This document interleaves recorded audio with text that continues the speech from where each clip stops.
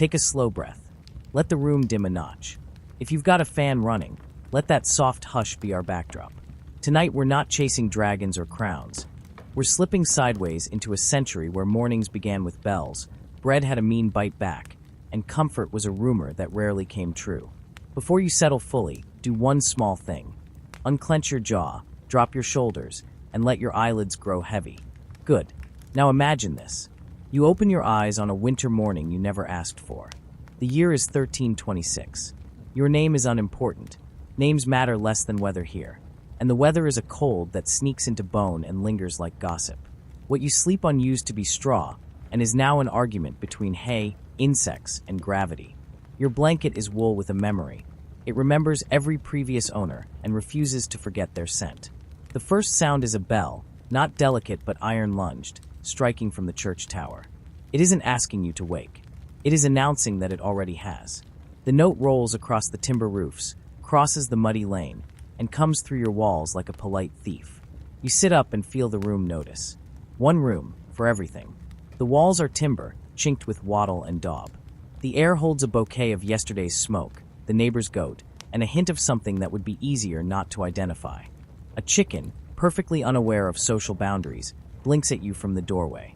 Somewhere under the far bench, a mouse makes a formal complaint about your existence. Your age, 23, which counts as sturdy and seasoned. Your joints disagree. When you stretch, your back pops like a door in need of oil. Your knees file an appeal and expect to be ignored. There is no private life. There is only life, and everyone in the hut owns a small share. Family, kin, 2 hens, and Hope. Hope sleeps near the hearth because it's the only thing thin enough to fit. You stand, and the floor cools your feet with medieval honesty. The roof drips if it has rained. The roof drips if it hasn't rained. That's just how roofs are. A draft ropes through the gaps and rearranges the smoke into ribbons. You tell yourself it's fresh air. It declines the compliment. Outside, the lane is a brown poem with too many authors.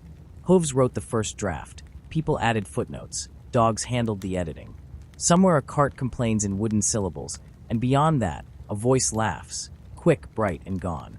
The sun is awake but undecided, dragging a pale light over a horizon snagged with bare trees, and that one lonely cross on the hill. You think of water, then remember the river upstream has more contributors than a feast day. Safer to drink ale, weak as a shrug but boiled once upon a brew. Children drink it, elders bless it, and everyone pretends this is normal because it is. Breakfast is less meal than ritual, a ladle of yesterday made warm again. It's thick in a way that suggests endurance, not luxury, grains and a root vegetable that refuses to make friends. The bread looks like an old shield and tastes like it remembers battle. Still, you dip it in, soften its opinions, and chew with the patience of a saint who has somewhere else to be. There was a time, perhaps a thin one, when you imagined adventures. Songs in a hall, a banner on a wind, the curious glint of coins. Instead, you have a field that needs you and a lord who doesn't. Your hands know the year better than any calendar. Calluses keep count when ink is rare and paper is rumor. The world around you has edges made of wood and law. The wood belongs to the Lord. The law belongs to whoever can afford it. Birds sing, which is generous of them, considering the cat's opinions. The church sits at the village center, where the bell waits like a shepherd with a loud dog. The priest knows your sins because there are only so many, and you try to keep the popular ones. You step outside, and the cold takes a polite bite. Smoke lifts from a dozen hearths. Frost shines on a fence like a cheap miracle. Across the lane, a woman shakes a wool tunic with a violence that suggests the tunic started it. A boy chases a pig. The pig has a better plan.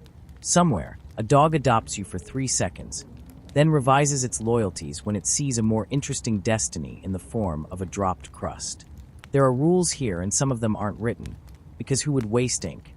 Mornings are for work, afternoons for more work, evenings for wishing the day had been kinder and deciding it could have been worse. You don't count hours, you count bells and tasks. Plow this row, mend that handle, carry water until your shoulders learn to sing the low song they always sing. You are not alone in your discomfort. No one is. Even those in stone halls fight their own drafts and sleep near fires that smoke in elegant Latin.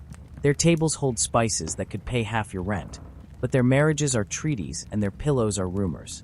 They have tapestries and responsibilities. You have mud and sleep, and both are heavy.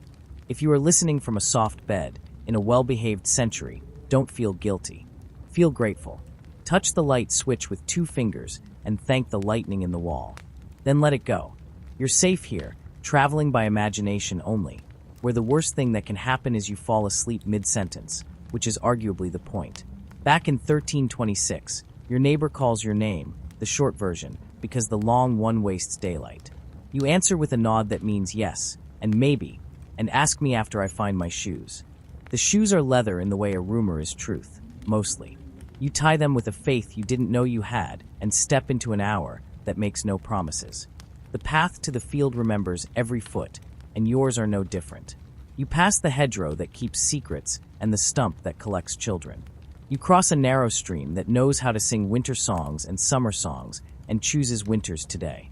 The sky is a parchment that someone forgot to write on. Clouds gather like jurors who've already made up their minds.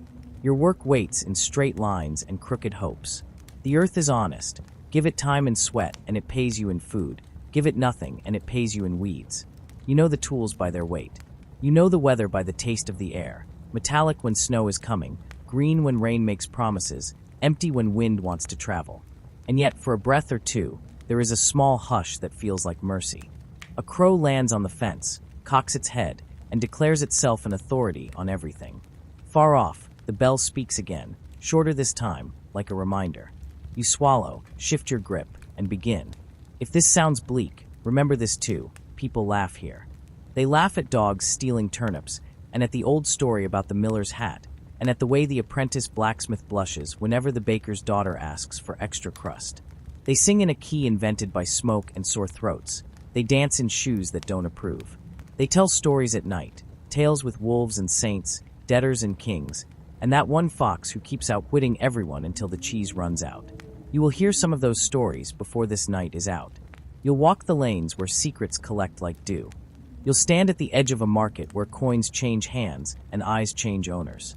You'll watch the priest bless a newborn, the reeve count a measure of grain, and the scribe turn breath into ink. You'll see a door you're not supposed to notice and a letter you're not supposed to read. But not yet. For now, we stay with the morning, because mornings decide what the day can be. As your hands move, your mind wanders. It thinks of a rumor. A stranger in a dark cloak asked questions at the tavern last night. The kind of questions that don't travel alone. It thinks of the Lord's rider who came through 2 sunsets ago, hooves hard, eyes harder. It thinks of the cart that broke an axle by the bridge, and how the broken things in this village always tell you more than the mended ones. You pause and wipe your forehead with a sleeve already busy with other jobs. The sleeve complains and forgives you in the same breath. Somewhere behind you, a child shouts triumph at having balanced on a fence rail for 3 heartbeats. Somewhere ahead, a raven lifts into the air with the ease of a word spoken at the right time. Listen, in a world with few certainties, you begin to collect small ones. Tools left outside will rust, fresh bread accelerates friendships, and if you want to live long enough to be called old, you keep your head down when the powerful ride passed. Also this, when the bell rings at dusk, you count your fingers without looking, just to be sure the day did less damage than it could have. By tonight, our path will wind to firelight and secrets, to punishments sometimes cruel and favors sometimes kind. You'll learn why the miller locked his door 3 nights running, and why the widow on the hill keeps a candle burning longer than her oil can afford. You'll understand the tax that isn't called a tax, and the prayer that isn't exactly a prayer. But before the story widens, let it narrow. Feel the weight of the hoe handle. Hear the leather creak. Smell the frost finally admitting defeat as the sun remembers its duties. Let your breath find a rhythm that matches the ground. If sleep reaches for you now, don't resist. This world will keep until you return. It's good at that. It has had centuries of practice. And if you're still awake, you'll notice a small thing. A figure at the far edge of the field, standing very still where the trees begin. Cloak, hood, patient posture. Watching, not waving. When you blink, they're gone. When you look again, the branch rocks as if someone had just let it go. The bell speaks once more, lower, longer, like a promise or a warning. Either will do. You lift the tool, set your feet, and take the next step into a day that will ask more questions than it answers. Welcome to the Middle Ages. No armor, no prophecy, just breath and mud and the quiet courage of carrying on. Stay with me. We'll take it hour by hour, secret by secret, until the candles burn low and the truth steps out of the shadows. Now, shall we begin? Key point 1. Life in the village. The morning has unrolled, and the village begins its daily theater. Nothing here is simple. Every sound has a shadow, every face a story. Let's walk through it slowly, like someone turning pages of a heavy book. The market lane. You leave the field for a while, because tools wait better than people. Down the lane, the market is stirring. A butcher sharpens a blade with the sound of two stones arguing. A baker pulls blackened loaves from a mouth of fire that looks hungrier than its customers.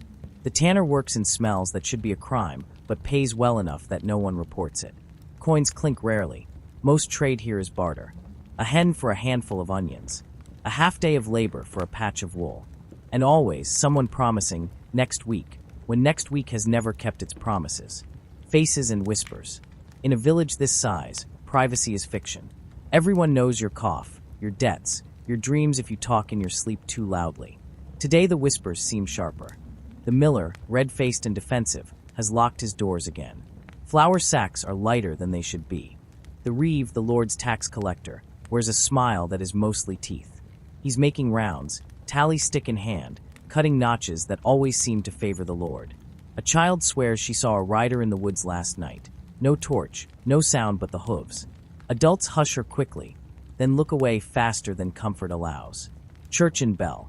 The church anchors the village, stone heavy and colder inside than out. A priest chants in a voice that could smooth wood if you listened long enough. Candles gutter, their wax making rivers on cheap iron stands.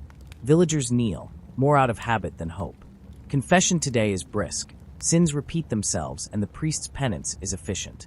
But at the back of the nave, a parchment waits on the altar, sealed with wax the color of dried blood. Few have seen it, fewer understand it, but its presence has already bent the village mood. Daily labor. You join others heading to work. The fields drink sweat and give little back. Children drive geese with sticks, their laughter loud enough to convince you this world isn't only hardship. Women spin flax into thread, fingers moving so quick they seem to belong to another species. The air grows warmer, but shadows stretch differently. The figure you thought you saw at the Treeline this morning. Not a dream. Others mention a stranger. No one agrees what they looked like, but everyone agrees strangers bring change. And change is expensive. By the time the midday bell rolls out, the village feels restless. Work continues, but eyes glance toward the woods more often than the soil.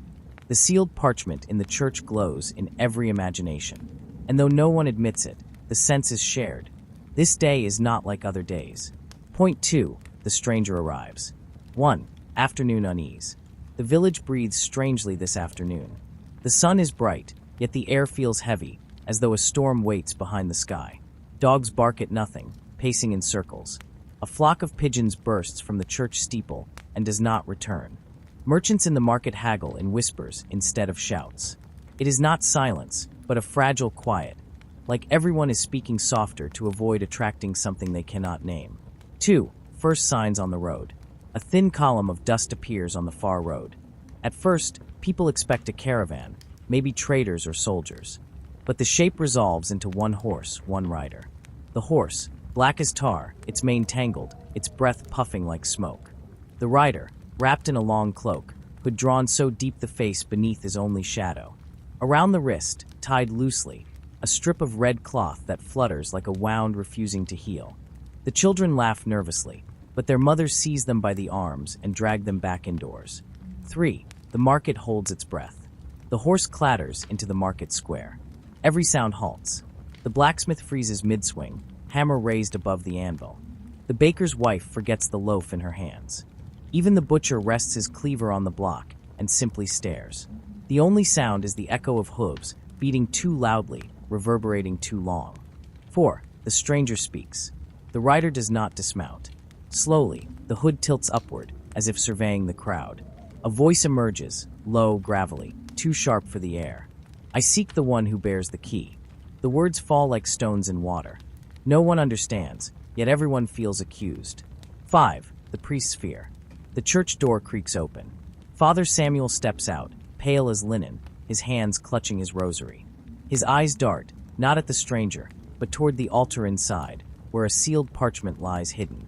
The stranger's head turns toward him. The faint glimmer beneath the hood lingers on the priest. Samuel's lips stumble through a prayer, too fast, too frantic to mean anything. He retreats, almost stumbling on the church steps. 6. The Reeves' duty. Bound by responsibility more than courage, the village Reeves steps forward. His voice wavers but tries to sound official. State your name, stranger, and your purpose in this village. The rider offers neither. Only repeats, in that same cutting tone, the one who bears the key. The Reeve tries again louder, but the rider lifts a gloved hand. That single gesture silences him, as though his voice has been plucked from his throat. 7. Whispers and rumors. Fear breeds faster than reason. The villagers whisper. A key. Which key? The miller's lockbox? The lord's chest? Or something older? An old woman mutters. The one who holds it will not keep it long. Keys unlock more than doors. Mothers pull their children close. Men grip tools not as workers, but as weapons, though none dare lift them. 8. The departure. The rider says nothing more. He turns the horse and guides it toward the forest path on the far side of the village. Some swear the hooves leave no prints at all. Others insist the marks are too deep, as if the earth sagged beneath the weight. The sound of hooves fades, but the fear remains. 9. The village at dusk. By sundown, the village feels hollowed out. Torches are lit earlier than ever. Children are sent to bed without stories. Every conversation circles back to the stranger's words. The parchment inside the church draws more glances than prayers. It feels less like scripture and more like a curse waiting to be read. Night comes. Dreams are restless. Faces in the dark resemble the rider's hood. The whisper of hooves stalks the silence, and the phrase repeats in every mind. The one who bears the key. And so, the village waits, for revelation or for ruin. Point 3. The parchment unveiled. That night, long after the stranger had vanished into the woods, the village could not sleep, and neither could Father Samuel. He lingered inside the church, pacing beneath the tall shadows of candlelight, his eyes fixed on the altar where the sealed parchment lay, its wax unbroken yet strangely sweating as though alive, and each time he passed it he swore he could hear a faint hum like distant bells, a sound that stopped the moment he looked directly at it. With trembling fingers he drew closer, torn between dread and duty, whispering prayers that stumbled out half-finished. Outside, villagers had gathered in hushed groups, their whispers floating through the stained glass windows.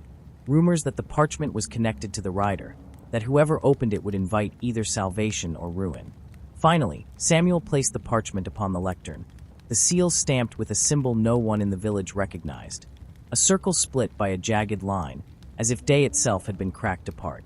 He hesitated, then pressed his thumb against the wax, and at the instant it broke, a sudden gust swept through the church, extinguishing every candle, plunging the nave into thick darkness, lit only by the cold moon pouring through the windows.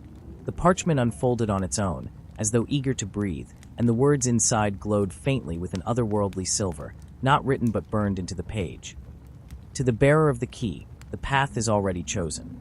The door waits. The villagers at the door gasped as the words projected themselves onto the far wall, casting shifting shapes that looked like gates, and landscapes no one had ever seen. Panic rose. Women clutched their children. Men backed away, while some fell to their knees believing prophecy had awakened. Samuel, trembling yet unable to resist, read further. Instructions, warnings, a map sketched in fire that led deep into the forest beyond the marsh, toward a place no villager dared tread. As he read, his voice changed, deeper, echoing, as if another spoke through him. And those who listened wept, for the words felt like chains binding their fate. When the final line burned into visibility, the key will find its bearer, the door will demand its price. The parchment dissolved into ash, scattering like dark snow across the altar. Silence followed, but it was the silence of something waiting. The villagers knew then that the rider's question was not random. Someone among them, perhaps even unaware, carried the key, and the forest now called for them. Fear turned to suspicion. Eyes darted at neighbors, whispers accused friends. And by dawn, the village that had once been bound by trust was split by dread. Each person fearing the secret might already be in their own hands. Point 4. The suspicion grows. By the following morning, the village awoke not to the songs of roosters or the ringing of bells, but to a silence so strained it felt like the whole land held its breath. For after the parchment's unveiling, no one trusted the world as they had before. Every glance was sharper, every whispered word heavier, and though the sun climbed as it always did, Its light seemed unable to burn away the unease clinging to every wall and street. Men who once greeted each other with cheerful nods now measured one another with long, suspicious stares, as if weighing whether a neighbor might be the bearer of the key. And women clutching their children pulled them back from playmates they had known since birth, whispering that the curse could pass in secret bloodlines. In the marketplace, where laughter and bargaining once filled the air, voices were hushed, eyes always flicking toward the forest where the rider had vanished, half expecting him to emerge again. The blacksmith's hammer rang harder than usual, not for work but to mask his trembling hands, while the miller accused the reeve of hiding something, pointing out that the reeve alone had stood closest to the stranger and perhaps been marked. Accusations rippled like cracks in ice, subtle at first, then louder, until friends turned into interrogators, recalling old debts, old grudges, every slight suddenly reinterpreted as evidence of secret guilt. Even Father Samuel, who had burned with holy purpose the night before, now found his congregation shrinking from him, for they whispered that the parchment had chosen him to read its words because he himself might bear the key.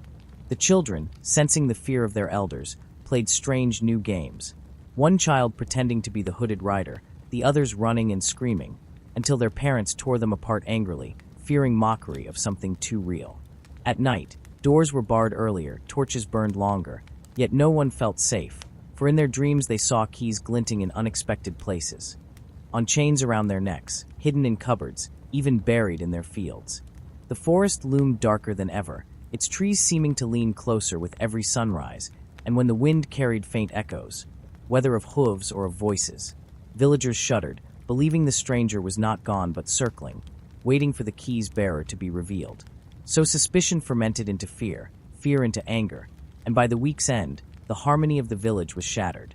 Neighbors turned inward, families locked themselves away, and the once united people found themselves haunted not only by the shadow of a rider, but by the terrible thought that the enemy might already be one of their own. Point 5. Into the forest. When the strain of suspicion finally became unbearable, a decision formed, not by vote, nor by reason, but by the sheer weight of fear pressing against every soul in the village, that someone must go into the forest to seek the truth of the parchment's map, to see whether the door it spoke of was real, and perhaps to confront the hooded rider if he waited there. And so, at dawn, a small group gathered, each chosen not by bravery but by circumstance. The reeve compelled by duty, the blacksmith. Driven by guilt for his loud accusations, young Elias the shepherd, whose curiosity outpaced his caution, and reluctantly Father Samuel, for the villagers believed the parchment had bound him to this fate. They packed little, only torches, bread, and tools sharpened into makeshift weapons, for no one knew what kind of door awaited in the forest's depths. The moment they crossed the last field, the air shifted, the birdsong died, the wind stilled, and the towering trees seemed to close ranks, their branches twisting overhead like ribs of a giant carcass, sealing the light into a dim, green gloom. Every step grew heavier, the soil sucking at their boots as if the forest itself wished to drag them down, and whispers threaded through the leaves, too faint to make sense of, too steady to dismiss as wind. The shepherd muttered that the trees were watching, their knots and cracks like unblinking eyes, while the reeve snapped at him to hold his tongue, though his own eyes darted nervously from shadow to shadow. Hours passed in a haze of dread until they reached the marsh, its waters still as black glass, broken only by the occasional ripple of something slithering just beneath. Their torches hissed as the damp air gnawed at the flames, and once, when Elias slipped and his torch sputtered out, the others swore they heard laughter echoing from the reeds.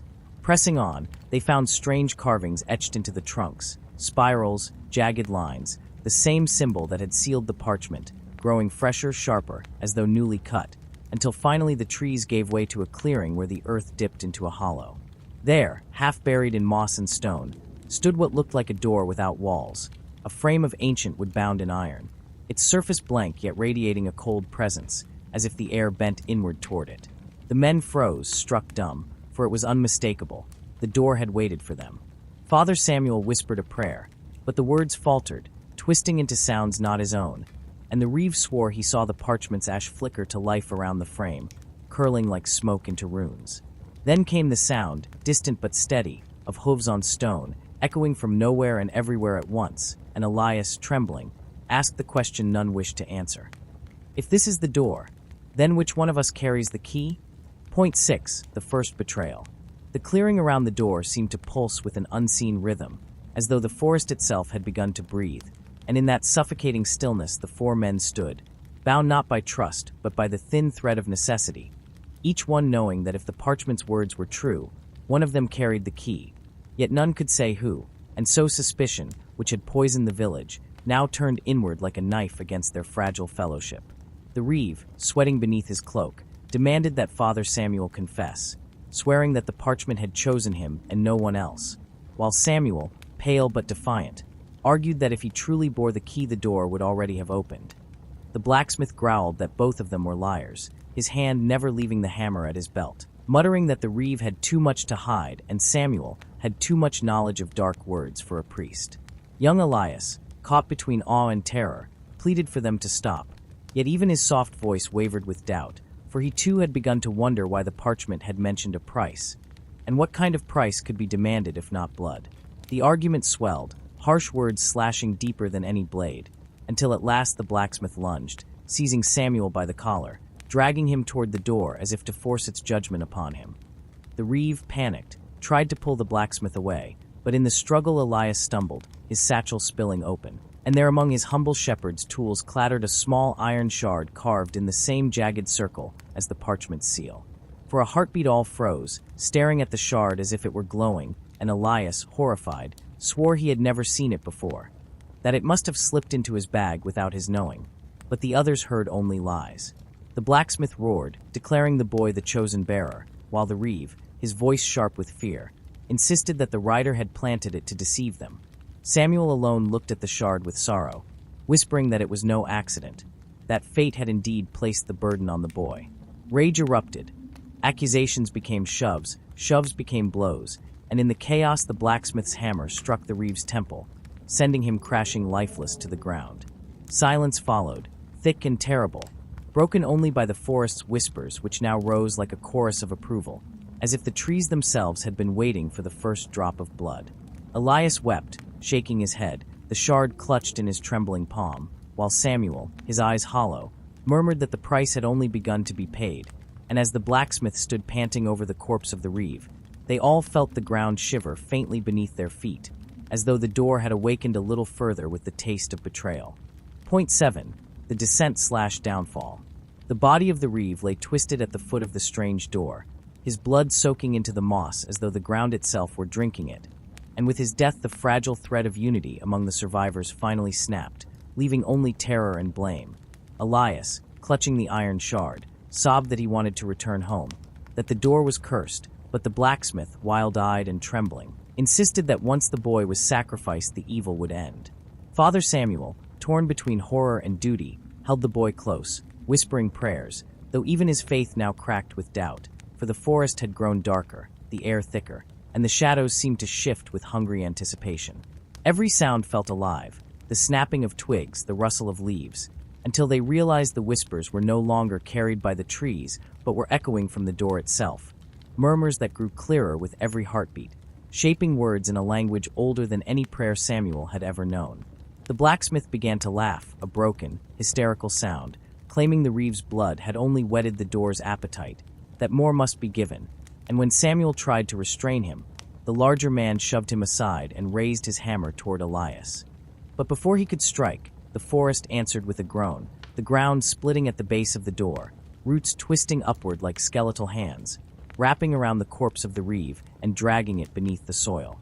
Elias screamed, Samuel cried out to heaven, and the blacksmith fell to his knees, staring as if struck blind, while the door pulsed faintly with a dull glow, as though it had swallowed part of the soul it claimed.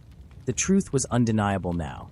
The parchment's curse was real, the key was real, and the price, whatever it was, would be demanded in full, for the forest would not let them leave until the debt was paid. Point 8. The climax buildup.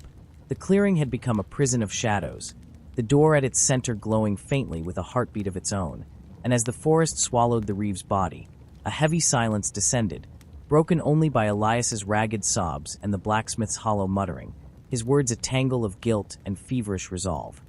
Father Samuel tried to anchor them with prayer, his voice quivering yet determined, though each word seemed to sink into the air and vanish, unheard by any heaven, leaving behind only the low murmur of the door, which now grew clearer, syllables forming like smoke curling into shapes, beckoning, promising, commanding.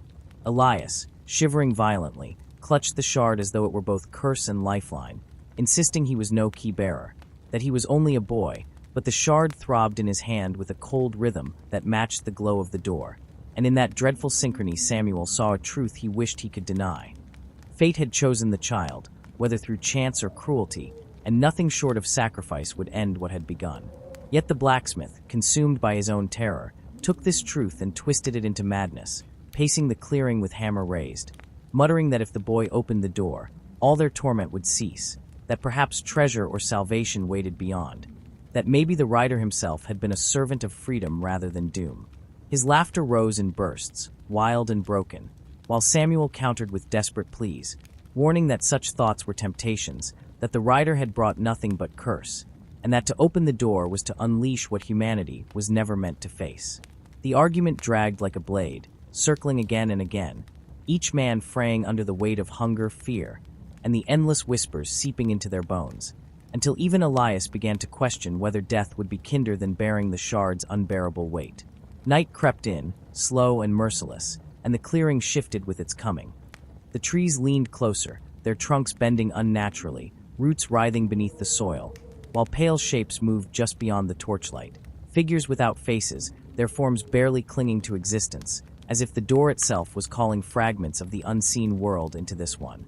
The torches sputtered, the fire shrinking under a breath no wind had carried, and in that dimness the whispers swelled into a chorus, now intelligible, chanting a single phrase. The bearer must give, the bearer must open. Elias collapsed to his knees, clutching his head, screaming that the voices were inside him now, begging them to make it stop, while Samuel held him tight, trembling, torn between shielding the boy and accepting that he was the instrument of fate.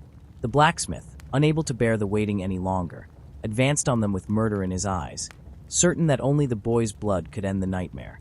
And when Samuel blocked his path, the two clashed savagely, hammer against faith, brute force against fragile conviction. The fight brutal, chaotic, illuminated by the faint glow of the door that seemed to pulse brighter with each strike. Their battle stretched on, neither gaining ground, until at last Samuel was thrown to the dirt, gasping, blood on his lips, while the blacksmith loomed over Elias, hammer raised high. Yet just as the fatal blow was to fall, the ground convulsed, splitting wide with a thunderous crack, and from the chasm rose a gale of cold air and the thunder of hooves, the rider's return. Out of the darkness he emerged, silent and immense, his hood drawn low, his form cloaked in shadows deeper than night, and though no face could be seen beneath his cowl, the sense of his gaze was crushing, pinning them where they stood. The blacksmith froze, the hammer trembling in his grip, while Elias whimpered, and Samuel, wounded yet conscious, whispered a prayer that tasted like despair. The rider did not speak, yet his presence was command enough, and the door flared with light so blinding it scorched the clearing white.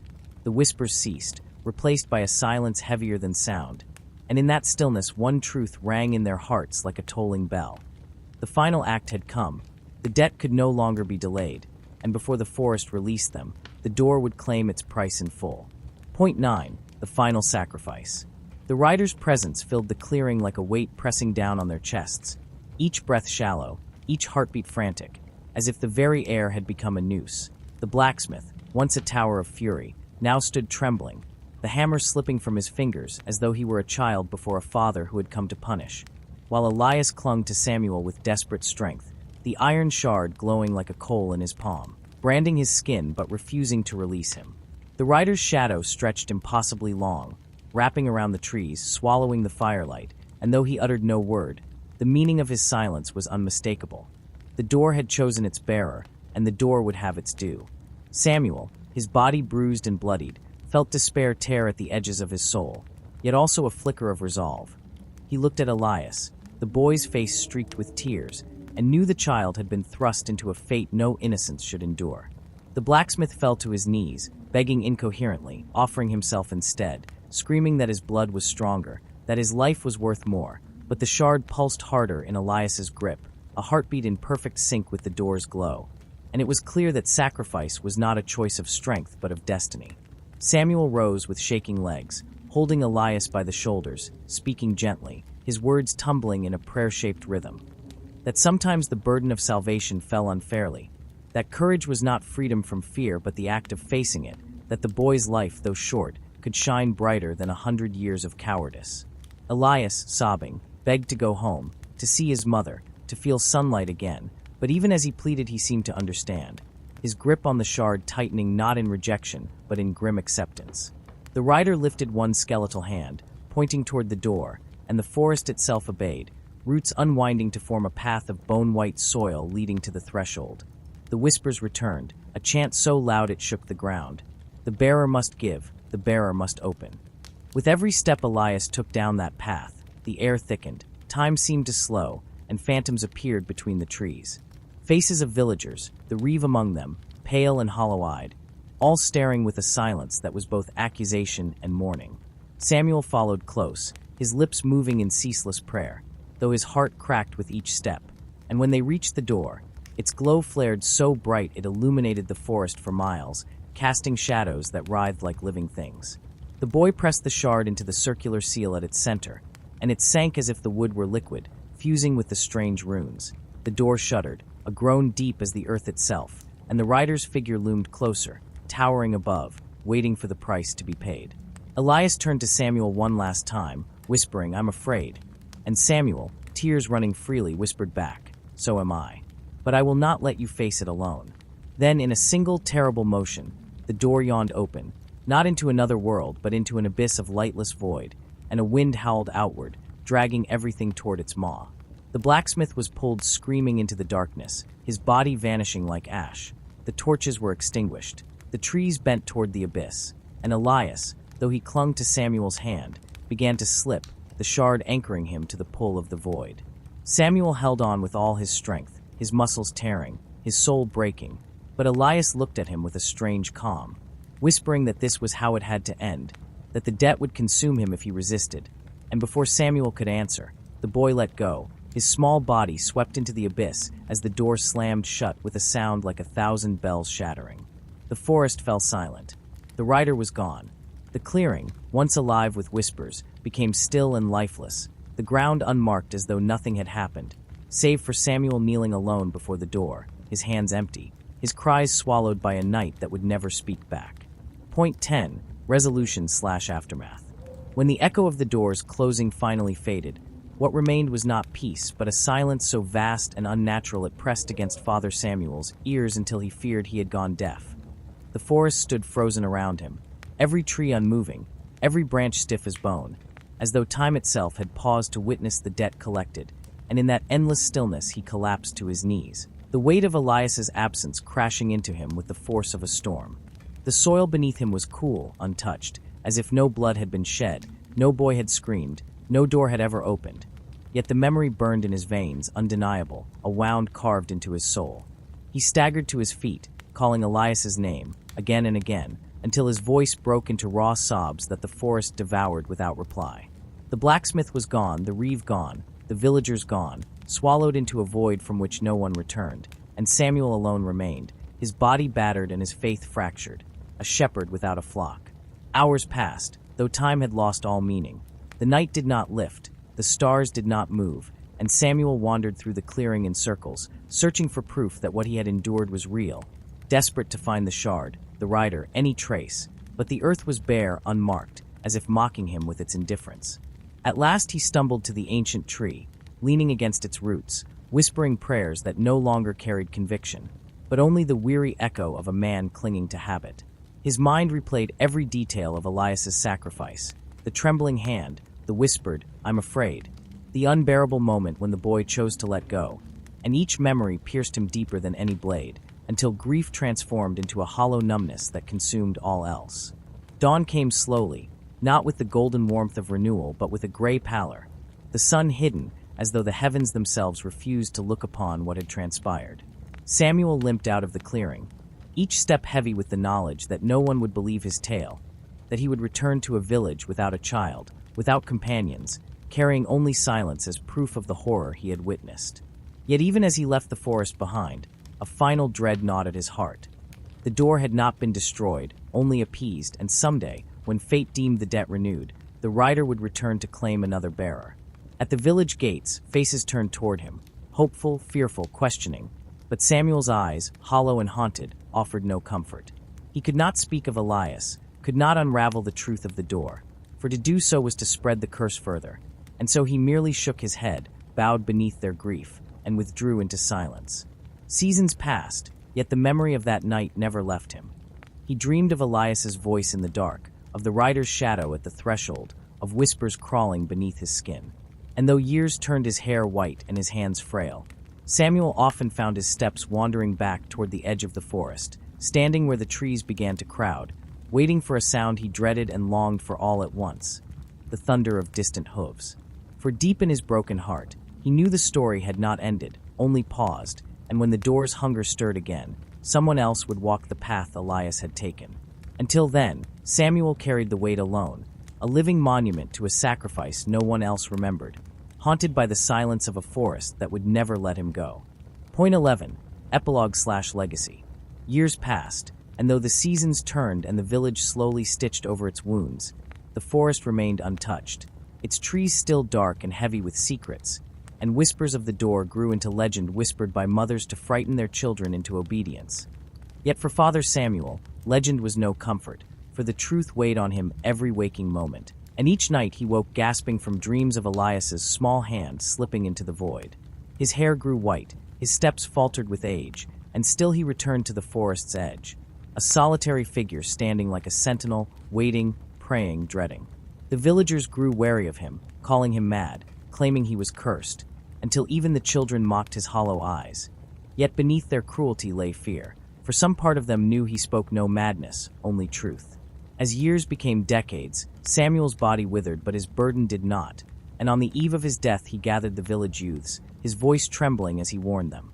The door was not gone, only sleeping, and one day it would wake again. Few believed him, dismissing his words as the ravings of a weary priest, but a handful felt the chill of conviction settle in their bones. When Samuel's body was laid to rest, they said the ground shook faintly, as if the earth itself mourned him, and on that same night, deep in the forest clearing, the soil around the ancient tree shifted, roots stretching with a groan as though the door beneath was stirring in its slumber. Generations passed, and the tale of Elias and the door was twisted into folktale, softened into a fireside story, until only fragments of truth remained. But the forest never forgot. Hunters who strayed too deep returned hollow-eyed, unable to speak of what they saw. Children vanished on moonless nights, their laughter heard at the edge of the trees though no footsteps followed. And every few decades, villagers whispered of a shadowed rider seen at dusk, crossing the horizon, hooves striking sparks on stone though no horse left a print. In one such generation, a curious boy discovered Samuel's old journal, its pages filled with prayers scrawled into madness, warnings inked in trembling hands, and pressed between them, the shard of black iron Samuel had once found. When he touched it, the forest seemed to lean closer, listening, and the boy felt a pull deep in his chest. The same pull Elias had once felt, the same chain binding bearer to door, sacrifice to curse. That night, as he lay awake, he heard it clearly for the first time.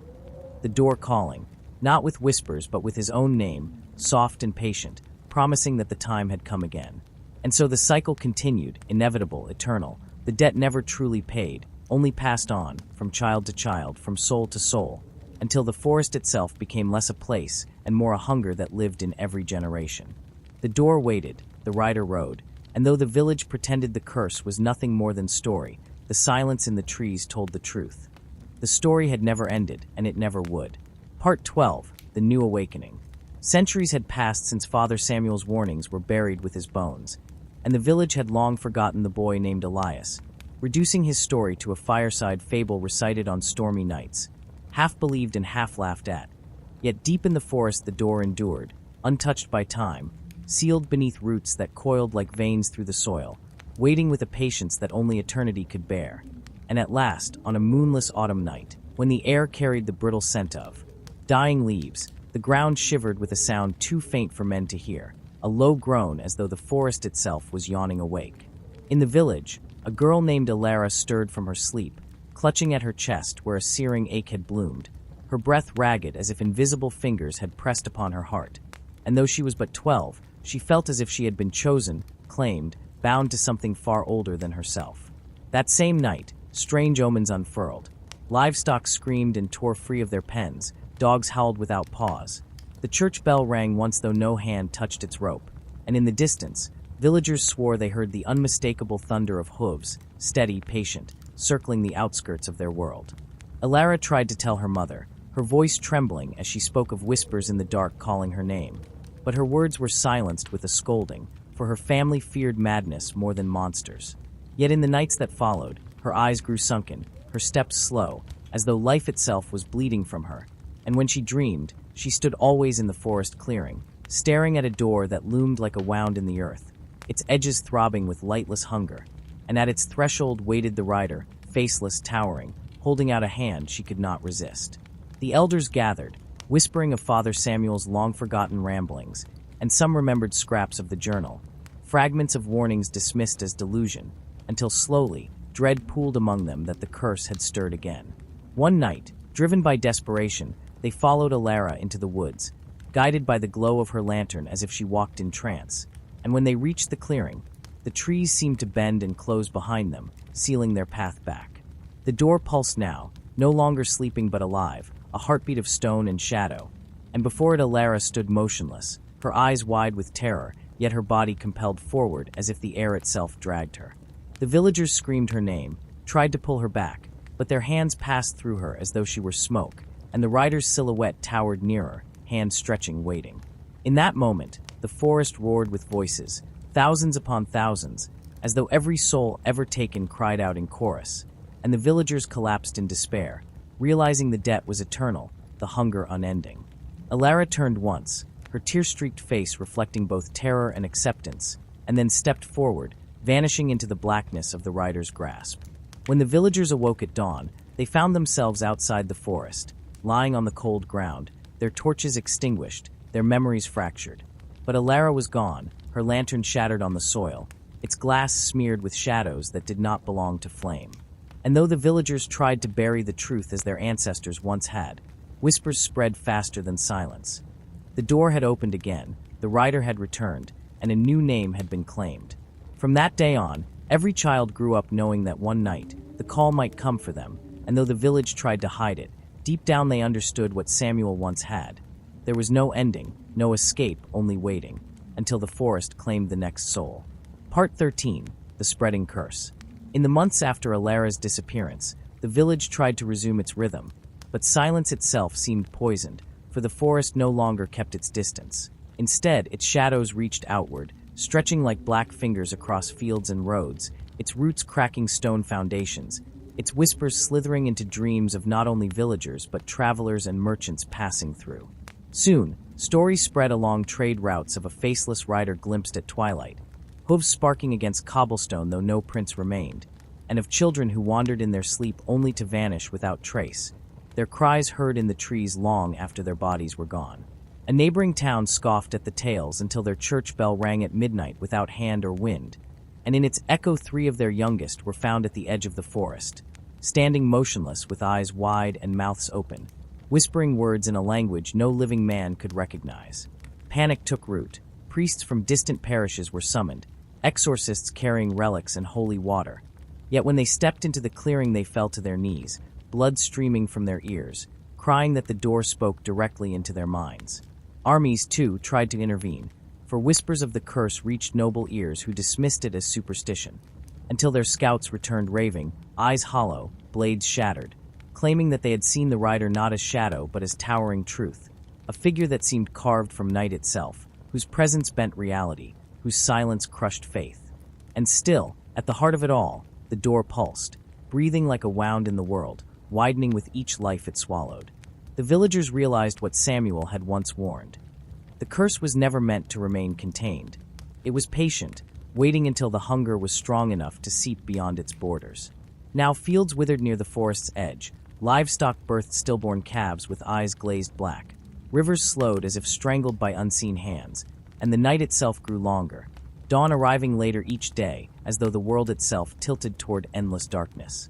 Those who dared flee discovered the curse followed them, for no matter how far they traveled, in their dreams the rider came, hooves echoing on unseen stone, always approaching, never hurried, never stopping, until some broke under the dread and returned willingly to the clearing, as if answering a call that could not be silenced. Scholars argued whether it was a demon, an ancient god, or a wound left behind from creation, but their words did not matter, for the forest did not care what name they gave it. It only cared that the door was opening wider. And though kingdoms planned armies, priests sharpened prayers, and villagers clung to hope that sacrifice might satisfy the hunger, deep within the soil the truth was clear. Nothing could end it. For the curse was no longer a village's burden, it was becoming the world's. Part 14. The door opens. The night the door began to open, the world seemed to hold its breath. Clouds rolled in heavy and unbroken, hiding the moon, and the air grew so still that even insects fell silent, as if creation itself paused in dread. And then from the forest clearing came a low, thunderous pulse, not sound but vibration, a heartbeat so vast it rattled stone walls and cracked glass windows in the nearest town. Villagers poured into the square, staring toward the treeline where a faint glow, blacker than black, spread across the horizon like ink in water, and in that glow shapes twisted, faces screaming, hands clawing outward as though thousands of unseen souls pressed against a veil. Priests raised crucifixes, mothers clutched their children, warriors gripped blades, but when the ground split, tearing like parchment, roots and soil pulling back to reveal the ancient door, all faith wavered, for it no longer looked like wood or stone, but like living flesh, pulsating, veins running with lightless ichor, its surface stretching as though something inside was pressing outward, desperate to be born. A wind erupted, though no storm had gathered, carrying whispers so loud they shook the marrow of every listener, words in the forgotten tongue growing sharper, clearer, until some fell prostrate, mouths foaming, their minds shattered by the meaning they could not contain. And then the rider appeared, not in the distance, not at twilight's edge, but towering in the clearing itself, his faceless helm gleaming with a darkness that devoured sight, his presence bending the trees away as if they feared to touch him, his steed's hooves igniting the ground with each slow, measured step. In his hand, not a sword but a key rod of shadow and flame, forged in silence, dripping with the echoes of every life already claimed. The villagers screamed, begged, ran, but none escaped, for the forest had sealed them in, the trees twisting into walls, roots knotting into cages. Slowly, inexorably, the rider raised the key and pressed it into the door, and with each turn, the ground shook, the sky groaned, and the air thickened with the stench of iron and ash. From within, something pressed harder, a colossal shape straining against the barrier, its roar like 1,000 storms breaking at once, and with the final twist, the door cracked wide, spilling not light but endless dark, a void that poured outward like a flood. Shadows surged, taking form, limbs too many, eyes that blinked without lids, mouths that screamed without sound, and they rushed into the world, blotting torches, shattering faith, consuming the very breath from the living. The rider did not move, did not fight. His task was only to open, and once done, he stood aside as the thing beyond the door stepped through, vast and formless yet crushingly real, its presence collapsing time and space until villagers felt their ancestors and unborn children screaming inside them all at once. And as the first wave of the dark spilled across the land, staining rivers, devouring crops, drowning prayers, one truth became clear to every trembling soul. The door was never meant to remain closed forever. It was a beginning, not a barrier, and what came through was not a demon nor a god, but the return of something the world had once cast out and forgotten, and now it had come home. Part 15. The Final Descent. As the black tide poured across valleys and mountains, swallowing rivers, forests, and cities in silence, the world seemed to collapse under its own shadow, and yet amidst the ruin, pockets of resistance clung to life like stubborn embers. Kings raised armies that vanished in a single night. Scholars lit libraries aflame rather than allow their knowledge to be consumed, and priests raised prayers so fierce the heavens themselves cracked with lightning. But nothing slowed the darkness.